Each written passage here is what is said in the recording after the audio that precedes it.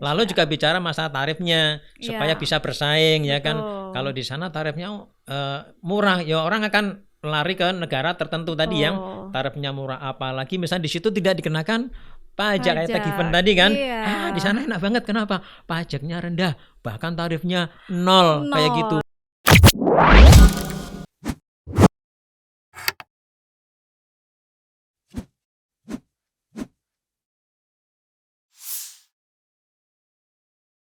Halo sahabat DMCers, selamat datang dalam podcast kali ini bersama saya Intan Puspanita yang akan menemani kalian dalam podcast hari ini.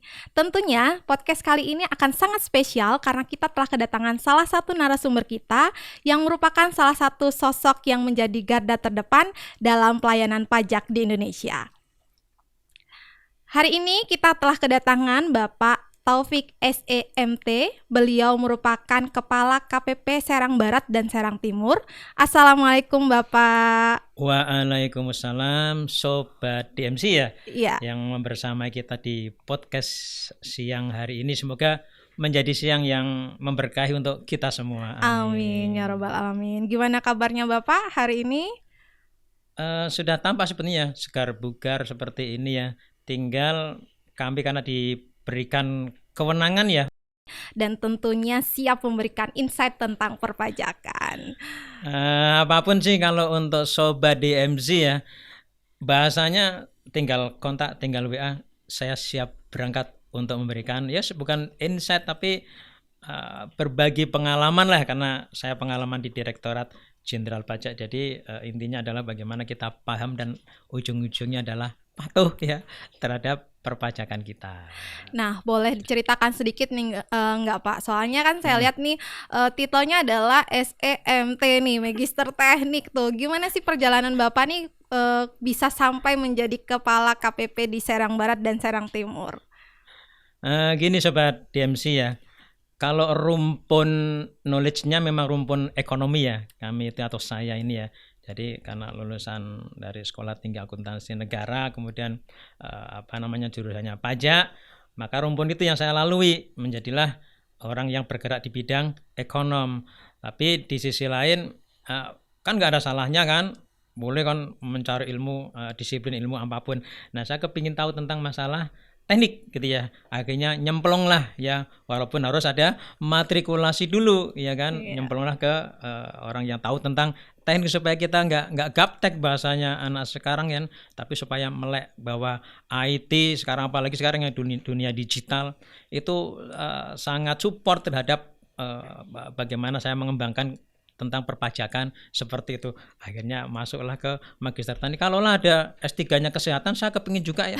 Jadi nanti PhD-nya itu ya, itu ke kesehatan. Jadi bingung, tapi kesehatan perpajakan. Kayak gitu. Wah, menarik sekali ya dari cerita Bapak bahwa memang ilmu itu sebenarnya saling terkait antara satu dengan yang lainnya. Nah, Bapak berbicara terkait dengan tema podcast kita hari ini, yaitu di mana bumi dipijak, disitulah kita bayar pajak. Nah, di tengah upaya pemerintah meningkatkan penerimaan negara dan juga memperkuat ekonomi nasional, ternyata masih banyak kita dengar bahwa perusahaan-perusahaan yang besar, multinasional company khususnya, di mana mereka memiliki operasional di Indonesia, bahkan meraup keuntungan besar nih di pasar Indonesia. Tetapi justru kontribusi pajaknya itu lari nih ke luar negeri gitu ya. Nah, bahkan mereka tuh memilih keuntungan di negara-negara yang memiliki tarif pajak yang lebih rendah daripada Indonesia, bahkan mungkin negara-negara yang super tarif pajaknya super rendah atau biasa kita sering kenal dengan tax haven country gitu. Nah, menurut Bapak sendiri nih, apa sih yang menjadi fenomena di balik hal ini bisa terjadi gitu? Menarik nih Sobat DMC ya, sebelum saya menjelaskan banyak hal ya, tadi sampai wajib pajak multinasional ya bergerak di sana kemari ya kan, di luar negeri datang ke Indonesia. Kita kembali coba fungsi pajak ya kan. Fungsi pajak itu kan memang secara dominan itu adalah sebagai tools untuk menghimpun pajak ya kan, secara dominan atau budgeter ya, fungsi ke sana. Tapi ingat, ada fungsi namanya reguler ya kan, untuk mengatur apa ini ya, tergantung kebijakan sebuah negara. Ya, pemerintah punya kebijakan melindungi misalnya UMKM. Pemerintah punya kebijakan untuk menarik investor dari luar ya untuk ke dalam. Nah, dengan fungsi itulah tadi wajib pajak yang dalam tanda kutip besar itu diberikan namanya ya tadi bilangnya insentif sebetulnya kan, tax holding gitu kan. Nah kayak gitu. Namun demikian tentu ada manfaat yang ingin kita ambil, bahwa ada pengusaha-pengusaha besar menanamkan investasi di negara kita kan, tapi kita bisa menyerap nakernya ya kan, tenaga kerjanya, kemudian bisa menggelitkan perekonomian yang ada di sekitarnya ya kan, yang tadinya ya bahasanya apa tidak dikenal ya suatu wilayah. Contoh kita mungkin di karena saya di Banten ya, kita di Banten mungkin Cilegon yang tadinya sepi, Serang yang tadinya sepi, lahirlah di situ ataupun dibangunlah misalnya perusahaan-perusahaan yang multinasional tadi kan ya. Betul. Akhirnya menggeliat itu, rame kan, tumbuh sentra-sentra ekonomi, UMKM di situ menggeliat ya kan, tenaga kerja bagus dan pengangguran semakin kecil. Jadi kebijakan atau policy itu dibahas secara bareng-bareng atau bersama antar lintas kementerian atau lembaga. Misalnya Kementerian Keuangan dibahas dengan Kementerian Tenaga Kerja, dibahas dengan kementerian misalnya ESDM, dibahas dengan Kementerian BUMN, dibahas dengan kementerian yang terkait, sehingga dengan lintas kementerian dan lembaga tadi ada keuntungan negara yang lebih besar. Tidak hanya sekedar mengambil keuntungan perpajakan, tapi ada keuntungan sosial, ada keuntungan politik ya kan, ada keuntungan ekonomi, dan ada keuntungan yang lainnya dibandingkan kita menjadi negara yang diem saja ya, anti investor yang datang dari negara lain. Nah ini menarik Sobat DMC. Iya. Saya ingin menyampaikan dikit, kita dengan negara lain tuh ada kerjasama ya, yang kalau dua negara kan bilateral. P3B itu yang penting penghindaran pajak berganda, perjanjiannya kita create bareng, agreementnya kita setujui bareng, supaya orang yang berinvestasi di Indonesia tertarik. Ya, tidak dikenakan pajak di Indonesia, tapi dikenakan pajak di luar negeri. Kalau dia dikenakan pajak di Indonesia, misalnya PPh pasal 26, ya kan, atas badan maupun orang asing tadi, itu di negara asalnya tidak dikenakan lagi. Nah ini salah satu daya tarik agar investor, ya kan, pengusaha-pengusaha besar itu mampu atau berhasrat, ya kan, menginvestasikan dananya ke negeri yang kita cintai ini. Nah, kayak gitu. Jadi kalau kita melihat dari sisi lainnya di luar pajak, bahwa sebenarnya banyak sekali manfaat-manfaat perusahaan-perusahaan asing ini ketika menanamkan investasi di Indonesia. Betul, gitu ya Pak. Betul. Iya. Nah mungkin pertanyaan lebih lanjut nih Pak ya, terkait dengan perusahaan yang memang mereka lebih banyak beroperasi dan bahkan banyak yang berproduksi di Indonesia, yang membuat bahan bakunya juga dari Indonesia, tetapi kedudukan perusahaan manajemennya itu ada di luar negeri. Nah biasanya itulah yang kita dengar isunya, kenapa nih produksinya, operasinya Indonesia, tapi keuntungannya justru diletakkan di negara-negara yang tax haven country tadi gitu. Nah gimana sih Pak cara perusahaan global ini bisa mengalihkan kewajiban pajaknya keluar dari Indonesia tadi, padahal kan kegiatan usahanya jelas-jelas nih ada di Indonesia gitu. Betul. Ini menarik. Pokoknya kalau bahasa dengan saya menarik, selalu menarik ya, supaya kita jadi melek tentang pengetahuan perpajakan. Sobat DMC yang saya banggakan, perpajakan yang kita pahami itu bukan hanya masalah pajak penghasilan, bukan masalah pajak pertambahan nilai ya, PPN, atau pajak penjualan barang mewah. Ingat, kita punya pajak namanya pajak bumi bangunan, ya kan? Ada pajak pertambangan, ada pajak perkebunan, ada pajak perhutanan. Nah, pajak-pajak begini ini masuk ke dalam negeri. Ya kan, misalnya ada pengusaha asing ya kan investasi untuk mungkin untuk kebun ya, misalnya sawit. Sawit tahu ya? Teman-teman di Sobat DMC harus bisa membedakan mana sawit, mana palem, mana pohon kurma, mana pohon kelapa itu beda semua kan ya. Itu sawit. Kalau bahasa saya sawit, belum ada rong wit, telung wit, patang wit, itu sawit. Nah, mereka ini untuk berusaha itu harus ada IUP namanya, izin usaha perkebunan. Nah, itu ada ada yang harus dibayar PNBP, ya kan? Itu kalau di tingkat provinsi berarti nanti kepada Dinas Perkebunan Provinsi, atau nanti kalau perizinannya dia masuk ke PTSP provinsi. Kalau dia levelnya nasional masuk ke tadi ya PTSP ataupun penanaman modal ya. BKPM, penanaman modal nasional, itu baru izinnya. Nah, nanti pajak-pajak yang lainnya, pajak itu sendiri yang PBB-nya sendiri, cara menghitung kebun sawit seperti apa itu ada. Kalau dia bergerak di pertambangan, misalnya tambang batu bara, tambang nikel yang sekarang lagi rame kan ya, nikel yang ada di Morowali sana, itu seolah-olah nggak kena pajaknya kan, dia kena sebetulnya atas pajak bumi dan bangunan. Nah, pajak bumi bangunan tuh atas buminya sendiri, belum atas instalasi bangunan, tambangnya dan seterusnya. Nah, kita berharap suatu saat usaha-usaha seperti ini juga kita kenakan PPh 26-nya atau PPh 25 badannya kan ya, 29 atau nanti karyawannya. Kalau tadi kan kita berharap karyawannya tadi juga bisa dikenakan. Tergantung nanti kalau dia statusnya adalah WNA dan mendapatkan penghasilan di sini, itu kita pastikan dia akan kena PPh 26. Jadi jangan khawatir. Ya tapi kalau dia berkedudukan di sana nggak pernah ke sini ya kan, ya kita nanti peng-NPWP-nya atau proses registrasinya ya di sana ya kan. Tapi kalau terregistrasi di sini itu akan menjadi WNA tapi WP masuk kita, dan kita ada segmentasi wajib pajak yaitu dikelola oleh namanya Kantor Pelayanan Pajak Badan dan Orang Asing gitu. Nah gitu. PMA gitu. Ya, Pak, ya. Betul. Ada juga yang PMA gitu. Iya. Oke. Nih kita ke pertanyaan selanjutnya ya Bapak ya. Tadi kan Bapak sudah menjelaskan juga. Nah, mungkin sebenarnya tadi juga penjelasannya udah terkait dengan skemanya gitu ya. Skema terkait dengan perusahaan ini kenapa bisa dia juga membayar pajaknya di luar negeri gitu. Nah, mungkin saya langsung aja ke pertanyaan selanjutnya.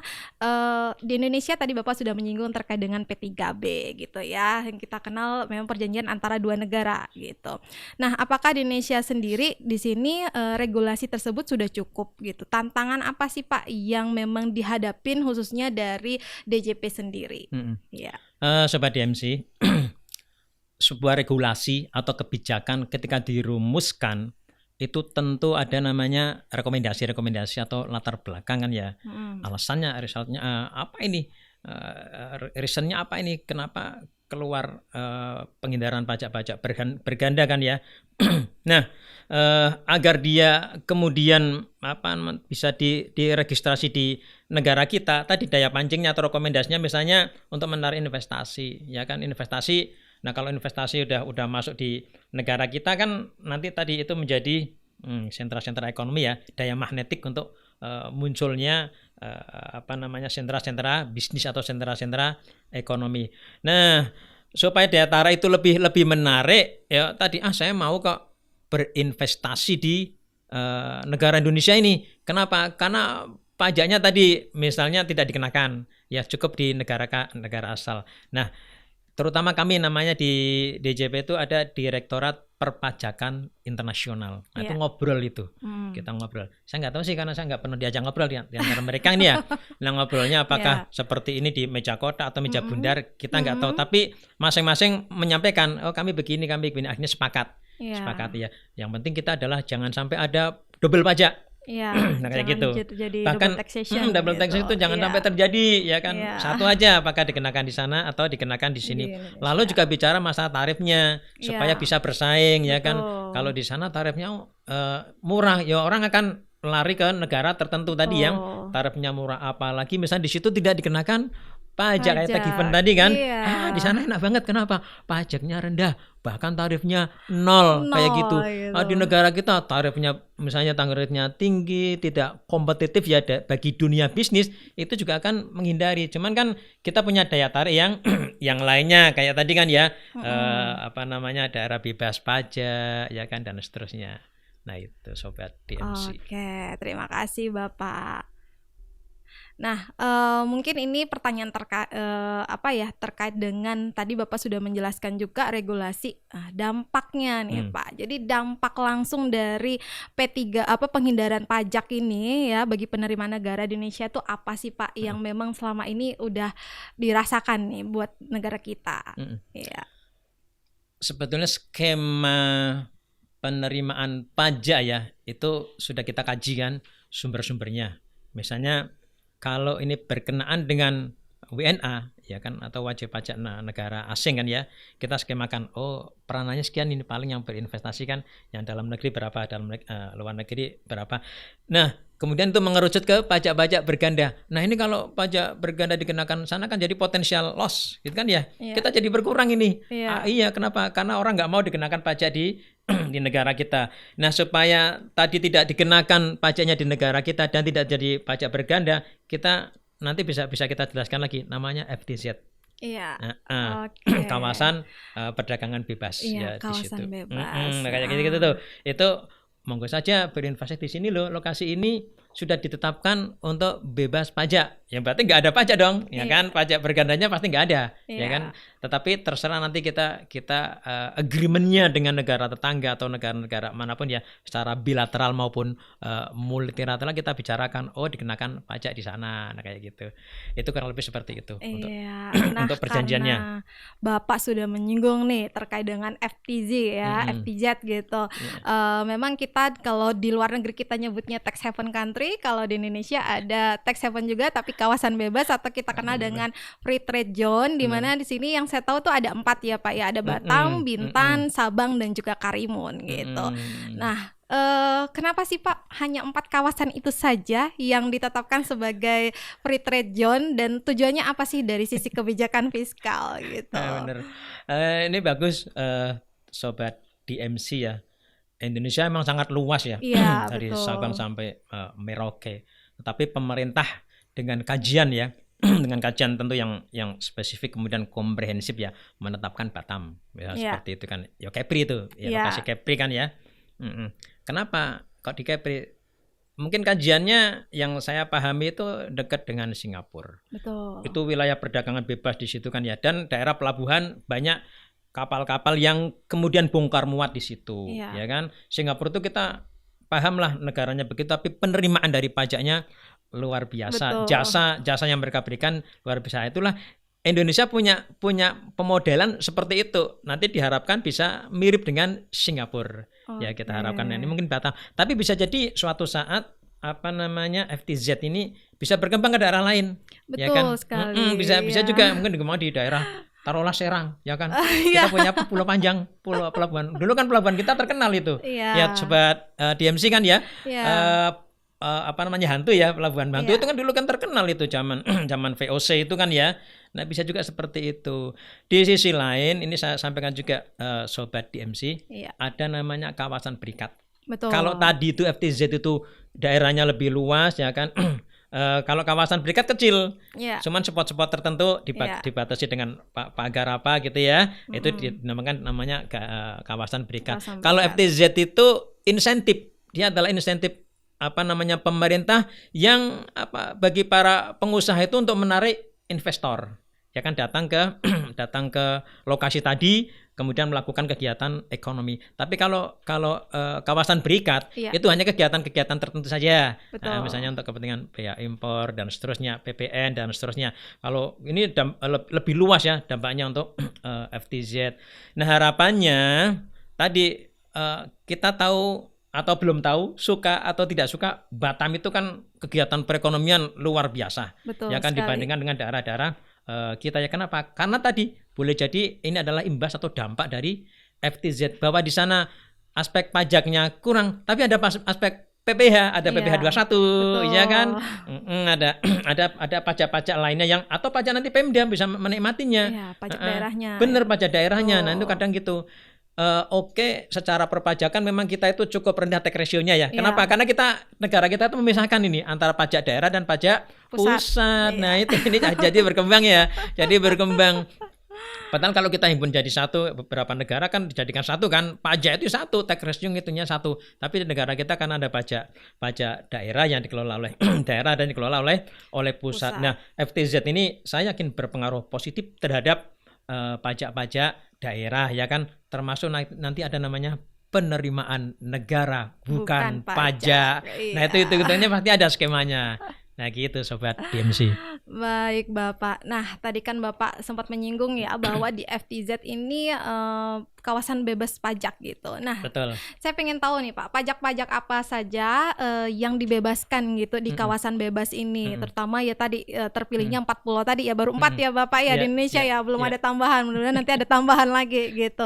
Nah, supaya sobat-sobat DMC ini biar tahu ya pajak apa sih, apakah semua jenis pajak ataukah hanya pajak-pajak tertentu saja yang memang dibebaskan di kawasan free trade zone ini. Ya. Ini sobat DMC yang saya banggakan. Jadi pajak yang berlaku di negara kita kan, saya ini menyinggung pajak pusat dulu ya, PPH, PPN ya, PPNBM dan terusnya. Nah, di FTZ ini yang tidak berlaku adalah PPN, ya kan, PPN, nanti PPNBM termasuk karena turutan seperti itu. Tapi yang PPH tetap, yang PPH 21 itu tetap karena punya masing-masing punya penghasilan kan ya. Tapi yang bersifat industrialisasi di situ kan ya, kemudian serah terima barang, jasa dan sebagainya sebagai objek. PPN itu yang kita bebaskan. Tetapi tadi daya pancing untuk PPH 21, bahkan PPH badannya juga kena gitu kan ya. Jadi PPH itu lebih kita akan, kecuali yang PPH 22 impor, ada kan bea impor dan sebagainya yang dikelola oleh bea cukai, ada juga kan ya bea impor dan seterusnya, itu bebas. Gitu kan ya. Harapannya tadi semoga negara lain itu bisa datang berinvestasi di negara kita. Betul. Berarti ini jangan salah artikan ya Sobat DMC, bahwa walaupun disebutnya free trade zone, nggak semua pajak itu dibebaskan di kawasan tersebut. Jadi masih ada pajak-pajak yang masih dikenakan gitu ya. Terutama tadi sudah dibahas sama Bapak Taufik, yaitu pajak penghasilan, bahkan perusahaannya pun PPH badannya juga masih kena. Iya. Nah, ada lagi yang pajak daerahnya itu yang kadang kita lupa kan. Itu semoga sih Pemprov Kepri ya, mungkin kabupaten kotanya juga yang setempat itu bisa menikmati adanya pajak daerahnya itu kan ya, ataupun nanti retribusi daerah. Nah itu akhirnya kan bahasa saya PAD-nya itu kokoh ya kan, dia tidak hanya menunggu terus ya kan, meminta terus dari pusat ya kan, dalam bentuk bagi hasil ya kan. APBN kan kebanyakan dibagi hasilkan ke seluruh daerah, tapi dengan APBD yang bagus, postur APBD yang bagus, PAD-nya kuat ya kan, didasari atas penerimaan tadi jasa-jasanya ataupun pajak daerahnya, dia akan bisa kemandirian APBD-nya. Nah, kurang lebih seperti itu. Sekali. Nah, Bapak nih, depan kita nih sudah ada minuman nih, Pak. Boleh dicicipin dulu ya, Bapak ya. Ini adalah produk dari FEB kita, dari Fakultas Ekonomi dan Bisnis Untirta. Kita brandnya namanya La Febco nih. Jadi La Febco. Iya, ada La Febco 1986. Tapi 1986 ini bukan diartikan bahwa tahun berdirinya ya, Bapak ya. Iya, gitu. Jadi boleh dicicipin dulu, Bapak. Iya. Ini kalau dicicipin saya rugi, dihabisin. Dia harus dihabisin, betul sekali.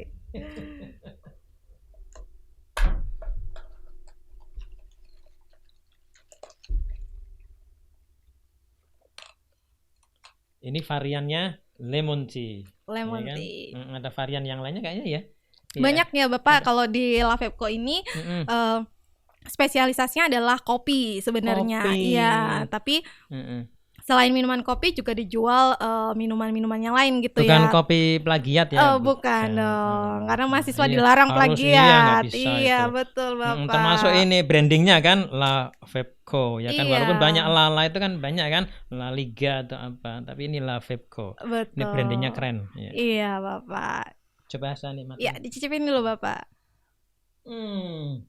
Gimana Seger Bapak? Banget, Alhamdulillah. Terasa lebih melek, sobat. Pasti sobat DMC juga mau ini. Iya kan? betul. Tapi ini punya saya, mohon maaf ya.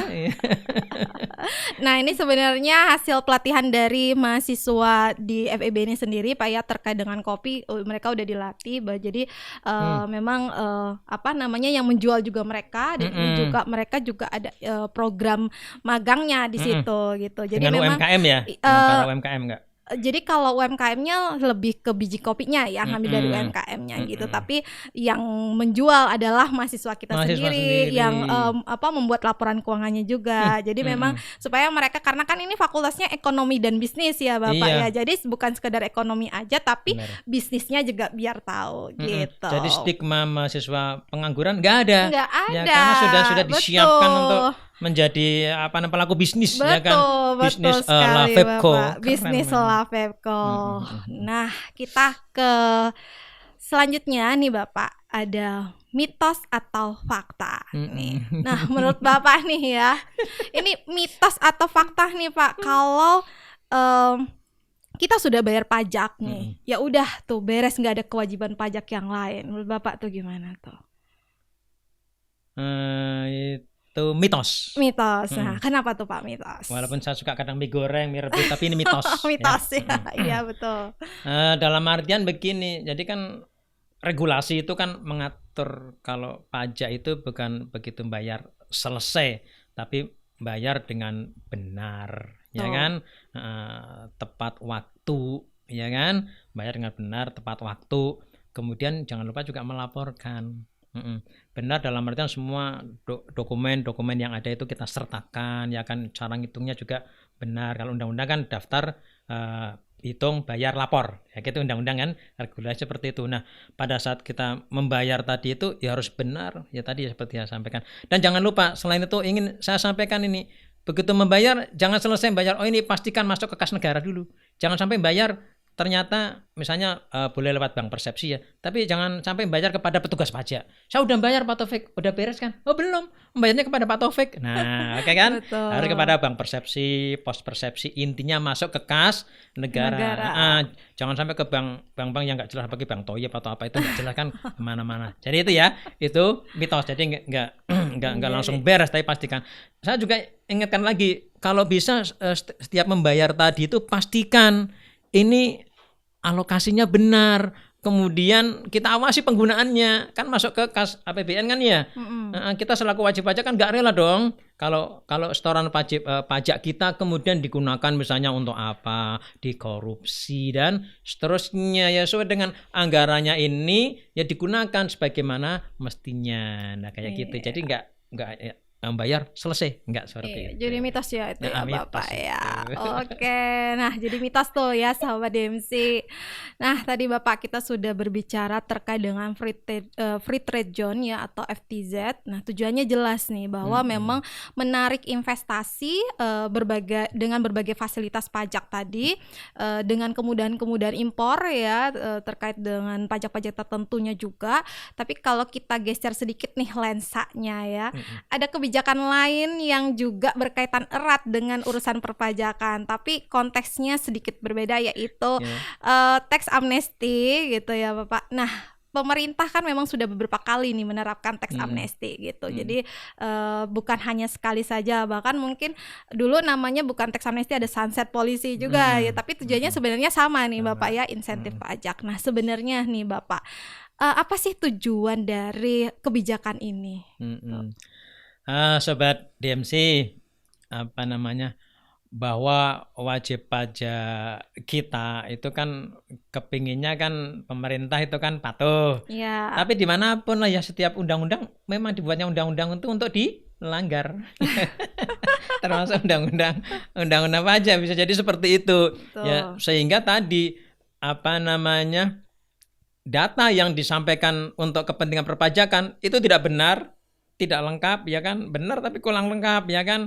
Nah seperti itu. Yang repot lagi itu data yang ada misalnya di SPT itu kan, misalnya terutama kalau tadi berkenaan dengan tax amnesty atau sunset policy itu kan aset kan ya. Ini bukan aset dalang ya, aset senar ya, enggak seperti itu. Tapi aset-asetnya tadi itu ada di luar negeri. Itu ruhnya, semangatnya seperti itu. Banyak di negara-negara tertentu yang lebih gampang untuk investasi. Nah untuk menarik ini bagaimana pemerintah? Ya tadi dibuat namanya kebijakan pengampunan, ya atau pengampunan pajak dalam bentuk apa? Ya aset-asetnya para warga negara kita, wajib pajak kita itu silahkan didatangkan ke Indonesia. Ya kan, nanti akan diampuni. Yang tadinya tarifnya kalau penghasilan sekian, ya kan, ini dikasihkan tarif yang lebih rendah, ya kan, tidak sebagaimana mestinya tarif pasal 17, enggak seperti itu daya tariknya. Ya kayak gitu, alhamdulillah mereka berdatangan, ya kan. Kemudian kita tentukan waktunya kan, jangan sampai kelamaan, ya kan, harus dalam waktu 2 tahun investasi yang ada di negara X itu balik ke Indonesia. Repatriasi. Nah kayak gitu itu.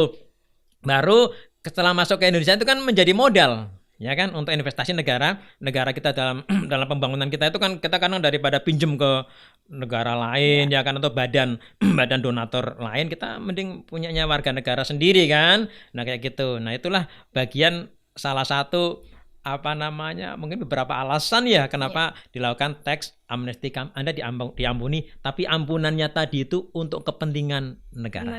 Nah dalam rangka tadi investasi. Ya kita akuilah negara kita itu memang masih butuh dana ya, tidak hanya dari penerimaan pajak, tapi ada pinjaman-pinjaman yang bisa menggerakkan roda perekonomian negara yang kita cintai ini. Iya, ya, kayak gitu. Oke. Nah, tadi udah dijelaskan ya Pak. Saya pengen menggali lagi nih, sebenarnya dampak lain tuh apa sih Pak bagi wajib pajaknya sendiri nih yang sudah patuh ya gitu. Karena kan kita melihat bahwa tax amnesty seolah buat wajib pajak yang memang kurang patuh gitu. Nah, untuk bagi wajib pajak yang taat dan jujur nih, udah melaksanakan kewajiban perpajakannya sesuai gitu dengan waktunya, melaporkan pajak terutangnya sesuai dengan perhitungannya, ini gimana nih Pak? Dampaknya bagi wajib pajak yang jujur tadi gimana nih? Memang secara sekilas ya seakan-akan nah enak banget ya, dia nggak patuh diampuni. Betul. Ya sama seperti kita lah, yang orang-orang soleh kan enak ya, dia kan ini tiba-tiba tobat diampuni ya kayak gitu. Itu ruhnya kan, semangatnya seperti itu. Ya sudahlah, toh kita pun yang taat pun kalau kita mau belak-belakan ya, buka-bukaan pasti ada yang kelewatan. Ada harta yang belum dilaporkan ya. Kecuali perhiasan yang paling indah istri soleha itu nggak perlu dilaporkan. Nah kayak gitu. Itu pasti kan, saya pun kadang saya belum dilaporkan itu, punya aset tuh, akhirnya kami laporkan. Nah kayak gitu. Kami sampaikan ada yang belum kelewatan ini di SPT. Nah itu sebenarnya sama. Kalau saya mempelajarinya atau memahaminya, semangat tax amnesty itu adalah semangat kegotong royongan.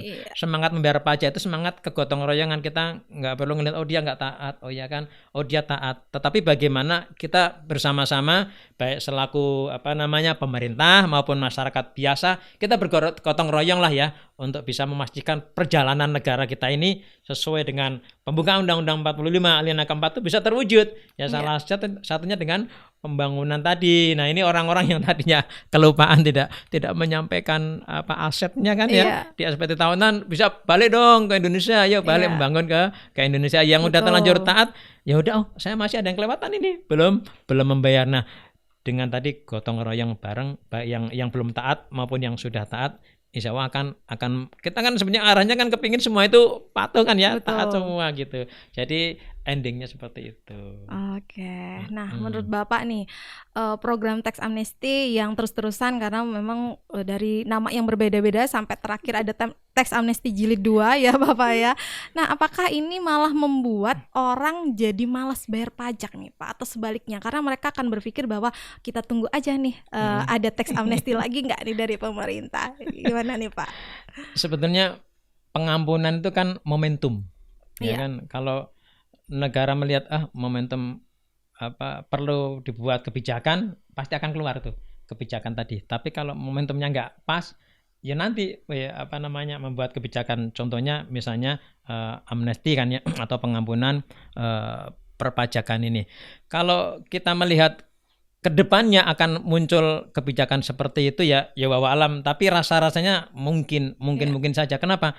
Karena kan wajib pajak kita dalam tanda kutip siapapun itu kan merasa nggak rela ya untuk menyerahkan penghasilannya kan ya, kan lebih untuk senang bayar zakat daripada bayar pajak ya Pak. Bisa jadi seperti itu. Di sisi lain kami pun di Direktorat Jenderal Pajak itu kan tugasnya memang memastikan ya wajib pajak bertambah. Pertama jumlah wajib pajak ya, basketnya wajib pajak bertambah. Kemudian yang bayar itu bertambah. Kemudian yang bayar wajar, berarti bayar bener kan? Berarti selama ini ada yang bayar tapi nggak bener, ya kan? Terus yang bayar teratur juga tambah. Itu skema itu menjadi tantangan kita. Ini kadang jumlah wajib pajak yang terdaftar bertambah, tapi nggak pernah bayar. Contoh ya, di saya misalnya kan di KPP Pratama Serang Barat ya, itu kalau saya secara jumlah ada 270-an ribu wajib pajak, tapi yang bayar berapa? ya kan? Kalau mau tanya jujur-jujur itu nggak sampai 10%, bisa jadi seperti itu, kayak gitu. Kenapa? Karena ada yang sebetulnya belum saatnya memegang NPWP ya, belum terpenuhinya syarat subjektif ya maupun objektif, tapi dia karena persyaratan tertentu harus punya NPWP. Nah kayak gitu. Ya apa namanya? Bisa jadi nanti keluar kebijakan pengampunan pajak lagi ya kan. Kenapa? Karena tahun-tahun lalunya kan belum taat ya kan. Ya masa lalunya silahkanlah yang masa lalu kita ampunilah, kita menatap ke masa depan ya kan, dengan amnesti tadi, dengan pengampunan tadi, sebagaimana kita kan ya ke belakang ada banyak dosa-dosa kesalahan kan yang kita lakukan, kita menatap ke depan kan untuk meminta ampun kepada yang Maha Kuasa. Apakah ke depan nanti nggak akan berbuat salah? Ya kemungkinan akan berbuat salah, karena tadi wajib pajak tadi kan, atau kita punya apa namanya ya, sikap ya kan, kurang rela kan untuk bayar pajak. Ya udah, yang kemarin yang kurang ikhlas mana? Yang kemarin belum dilaporkan. Nah, ada mekanisme namanya ampunan pajak. Walaupun kami sebetulnya punya namanya SKPKB, SKPKBT. Nah, gitu kan ditemukan data. Ya gitu ya, kita kenakan. Atau kadang kita ada wajib pajak ini sebetulnya 5 tahun yang lalu sudah memenuhi syarat ketentuan untuk di NPWP kan. Tapi nggak pernah dia mendaftarkan kan, ya secara itu wajib kan mendaftarkan diri kan untuk mendapatkan NPWP. Tapi dia nggak merasa itu, baru kita temukan setelah 5 tahun kemudian. Nah kayak gitu ya. Ya udah kita tetapkan tahun berjalan sekarang, kemudian tarik ke belakang.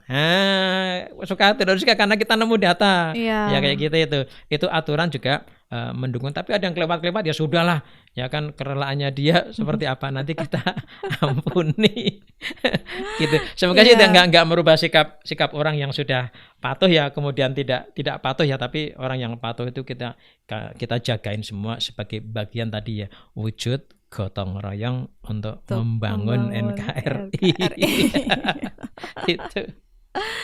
Nah, tadi kita udah berbicara nih Pak terkait dengan free trade zone dan juga tax amnesty. Nah, menurut Bapak nih bagaimana nih hubungan antara kawasan bebas dan juga tax amnesty? Apakah keduanya ini bisa saling melengkapi nih Pak? Kalau kawasan bebas itu bicara masalah insentif. Sebenarnya kan insentif supaya dia bisa apa namanya ya, membantu negara kita ya kan, ada sentra-sentra ekonomi baru ya kan, menyerap tenaga kerja ya kayak gitu. Nah, sebetulnya pajaknya bisa kita kenakan, tapi nunggu waktunya kan ya.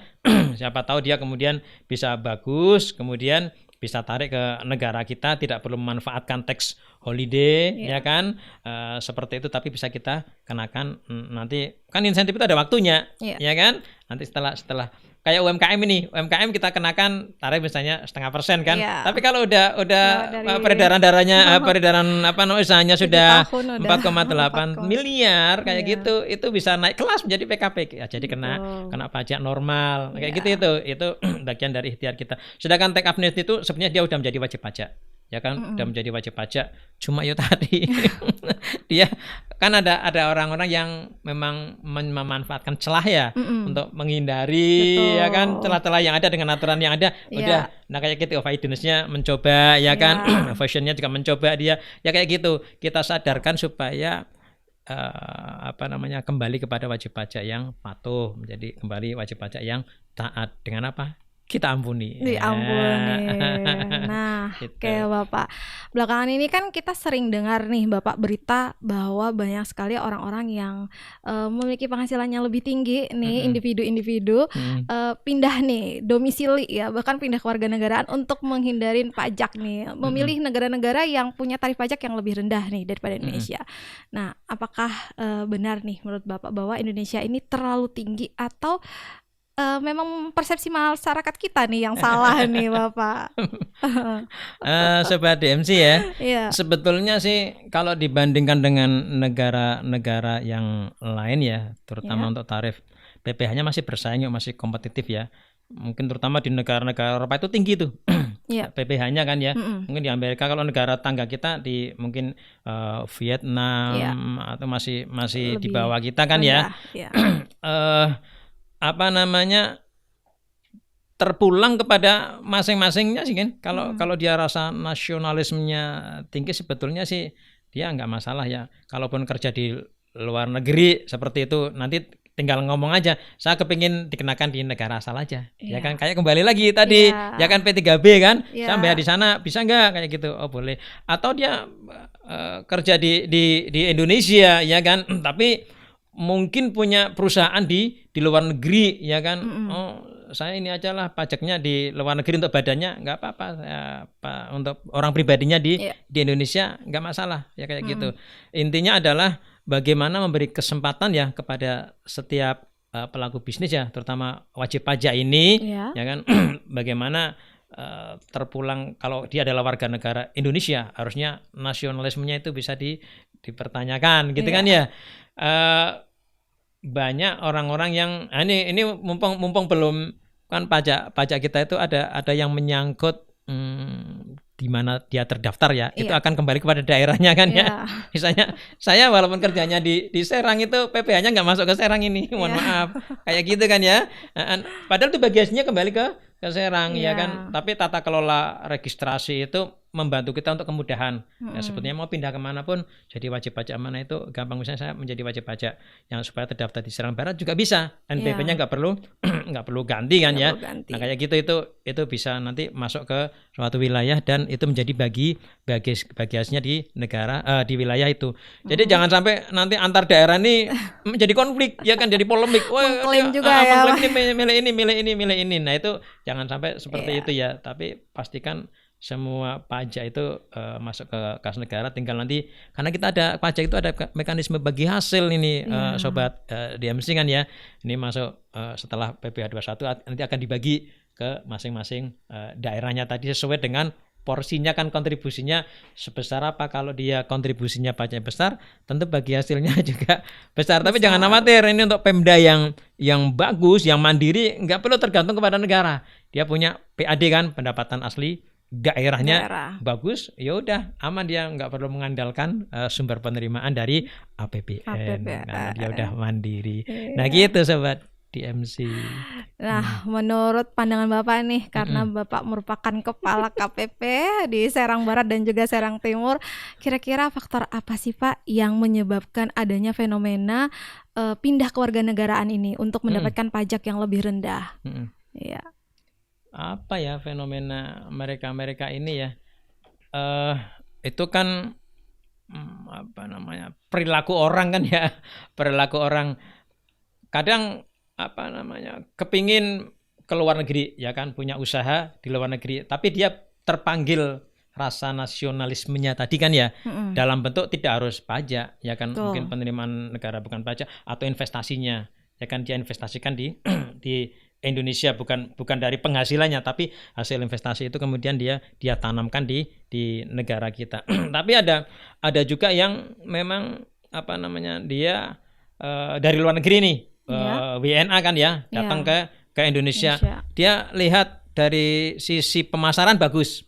Ya kenapa? Karena marketing Indonesia itu bagus, ya kan, gampang lah untuk dirayu. Misalnya itu kalau dalam teori market kan bagus kan ya, teori masalah ini bagus ini. Ya udah dia investasi di Indonesia, nggak apa-apa bahwa pajaknya tinggi, nggak apa-apa, masih worth it kan ya, masih bisa dikompensasi dengan sebagai pasar, ya kan, sebagai pasar atas produk atau jasanya. Tadi saya selaku kepala kantor sih nggak ya biasa aja, normal saja. Sebagaimana pula tadi pajak saya itu kadang kan di kami ada segmentasi pajak.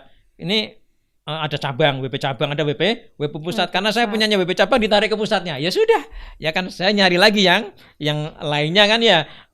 Ada lagi nanti misalnya tahun lalu mengandalkan dari jenis pajak apa namanya, tematiknya mungkin jasa medis, ya kan. Ini jasa medis sudah mulai turun, ya sudah saya mencari jasa-jasa yang lainnya, kegiatan-kegiatan yang lainnya. Jadi akan selalu ada ruang ya bagi kami ya pimpinan untuk melihat celah-celah atau peluang pengembangan potensi pajak tadi. Nah ini sobat DMC, kami juga mungkin setiap bulan ya sekali ya, itu ngobrol juga dengan para pengampu stakeholder kan, bahkan dunia ini Untirta juga ikut, namanya Forum Alko, itu untuk menggelar potensi kita. Jadi ada yang keluar, ada yang masuk ya kan, sisi perekonomiannya seperti apa, itu ada seperti itu. Nah itu intinya adalah ya kegiatan perekonomian itu jangan sampai kemudian kita anggap mengganggu terhadap penerimaan pajak, tapi itu justru menjadi tantangan kita ya untuk melakukan penggalian potensi, bisa kerjasama dengan dunia kampus, bisa kerjasama dengan, kalau saya dengan pemerintah daerah ya kan, dengan pemerintah kota maupun pemerintah provinsi, itu ada hal-hal yang bisa kita kolaborasikan atau sinergikan gitu sobat DMC. Oke Bapak. Nah sebenarnya dampak terhadap penerimaan negara kita nih kalau tren ini terus berlanjut tuh apa sih Pak? Terus gimana nih cara meningkatkan kepercayaan publik agar masyarakat ini lebih patuh nih dalam bayar pajak? Yeah. Yang agak berat tuh adalah aspek keadilan ya. Ini masa tetangga saya nggak dikenakan, ya kan? Kok saya dikenakan? Nah itu harus equal, ya kan? Makanya kalau penggalian potensi itu ya harus serentak, sama semua diperlakukan. Ya, jangan sampai misalnya tajam kepada para UMKM tapi lemah kepada para pengusaha besar ya. Kecuali memang dia mendapatkan insentif kayak tadi Tech Holiday ya kan, itu WPB tertentu memang karena nggak bisa kita sentuh. Kenapa? Karena memang peraturannya seperti itu, regulasinya seperti itu. Nah kayak gitu. Nah kegiatan-kegiatan peraturan yang lainnya misalnya melindungi UMKM, kami terapkan tarif misalnya setengah % kayak gitu. Itu supaya negara itu hadir ya, selain fungsi budgeter dia fungsi reguleran ya, mengatur supaya ada perlindungan terhadap para pengusaha ekonomi lemah. Nah kayak gitu. Itu membangun trust ya, kepercayaan kepada para wajib pajak. Dan trust yang paling berat buat kami adalah menjaga integritas. Itu menjaga integritas, bahwa semua layanan yang kami berikan, saya pastikan tuh pasukan saya itu harus tidak dipungut biaya, harus gratis hingga tetes terakhir, itu nggak dikenakan apapun. Ya kayak gitu itu menjaga trust ya, kepercayaan. Yang lainnya kami harapkan para wajib pajak juga lunasi pajaknya, awasi penggunaannya. Jadi wajib pajak saya bayar PPh berapa, PPN berapa. Nah ini kok malah misalnya dikorupsi, dimanipulasi. Nah ini diawasi. Jalan ini bener enggak, bangun gedung ini bener enggak, ya fasilitas-fasilitas yang disediakan oleh pemerintah bener apa enggak. BBM ini sebetulnya subsidinya berapa sih? Kemarin kan misalnya ada kasus misalnya dalam tanda kutip oplosan ya. Nanti kenapa sih ini kan ada subsidi listrik, juga ada subsidi terus bos ya kan. Kayak gitu, insentif untuk dunia pendidikan, beasiswa. Kalau teman-teman ini para sobat DMC ini ada LPDP kan, silakan tuh mengakses ke Kementerian Keuangan ya untuk mendapatkan beasiswa. Itu kan dari pajak yang kita himpun ya, kita setelah itu membangun kepercayaan, salah satunya seperti itu. Nah, untuk para penonton nih, sobat-sobat DMC, bagaimana nih menurut kalian? Apakah wajar nih jika kelompok berpenghasilan tinggi dikenai tarif pajak yang lebih besar? Atau justru itu akan mendorong mereka mencari celah dan bahkan pindah domisili ke negara lain? Tulis kolom komentar kalian ya di bawah ini. Nah, demikian nih Bapak perbincangan kita pada podcast hari ini tentang berbagai tadi strategi perpajakan yang memang kerap kita gunakan ya, mulai dari perusahaan yang mungkin memberikan kontribusi pajaknya justru lari nih ke negara lain, lalu pemanfaatan kawasan bebas hingga kebijakan tax amnesty. Kita juga tadi sempat menyinggung fenomena individu-individu yang memang memilih nih pindah domisili ke negara dengan tarif pajak yang lebih rendah. Nah, Sobat DMC, mungkin topik-topik ini mungkin terasa teknis ya, tapi sesungguhnya menyentuh hal yang sangat mendasar, yaitu rasa keadilan dalam sistem pajak. Karena pada akhirnya pajak bukan hanya soal kewajiban, tapi juga soal kontribusi terhadap negara dan masyarakat. Semoga diskusi ini bisa menambah sudut pandang kita semua bahwa dalam dunia yang makin terbuka, transparansi dan kepatuhan pajak menjadi bagian penting dari tanggung jawab bersama. Terima kasih sekali lagi kepada Bapak Taufik atas wawasan dan juga penjelasan yang sangat komprehensif sekali, dan tentu saja terima kasih kepada semua sobat DMC yang sudah mendengarkan podcast hari ini sampai akhir. Sampai jumpa di episode selanjutnya. See you. Sobat DMC, see you.